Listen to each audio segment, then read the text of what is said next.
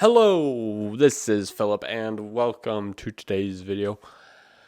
You guys need to stop calling yourself atheists. You'll understand what I mean by that as the video goes on. But I want to start out with a couple definitions, and this will help you understand where I'm coming from. So, I'm a theist, no secret there, a Christian, young earth creationist, all those things. But the word theist comes from the Greek word theos, which is the word for God. And they just added an ist at the end. So basically, God-ist. But in Greek, when you add an A in front of a word or an alpha, it makes the word mean the opposite thing. So, like in English, when you put a DE, like construction changes to deconstruction. Or if you put the word anti in front of a word, like in front of venom, changes venom to anti-venom. So you put an A in front of theist, that makes it mean the opposite of God-ist. So theist, God-ist, atheist, no God-ist. So the language forces these two words to be on the opposite side of each other. Now, there's a third player in here, and that is the agnostics. And agnostic comes from the Greek word gnosis. So gnosis means knowledge or insight. So when you put an A in front of it, agnostic changes it to I don't got the knowledge. You don't know. So that means agnostic should be right in the middle between theist and atheist. But when you hear atheists talk about what they believe in, it almost sounds like they're agnostic.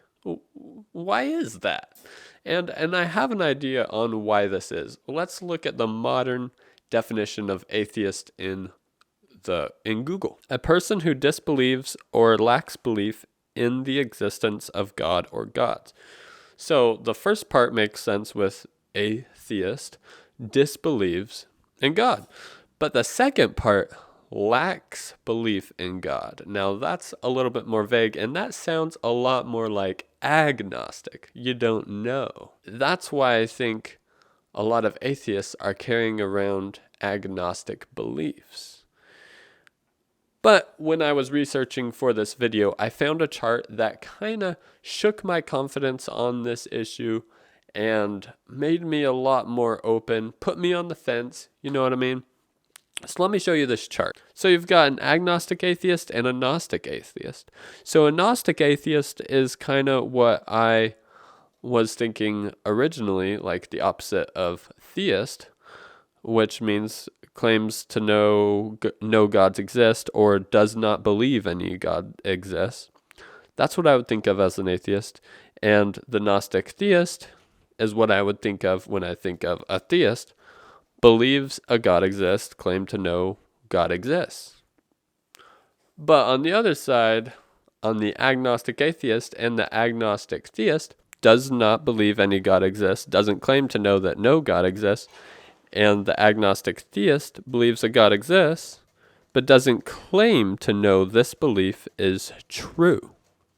So basically, they're using Gnostic and agnostic as a way to show the confidence in the atheist or the theist positions. That's nice and all, but I don't really see this being used in real life. Like, you never meet an atheist or a theist who's going to be like, I'm an agnostic theist. Or someone asks you, are you an agnostic atheist or a Gnostic theist? Which one are you?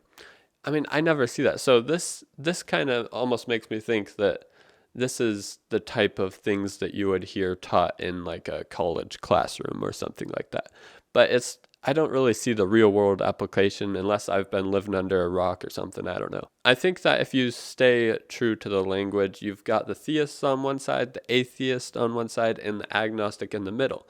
And the agnostic can lean towards atheist, or it can lean towards being a theist, but that person is still agnostic because they don't know. But I feel like this is kind of an ongoing conversation. So was I wrong? Was I right? I'd like to hear your thoughts and follow this conversation along. But until my next video, I will see you guys.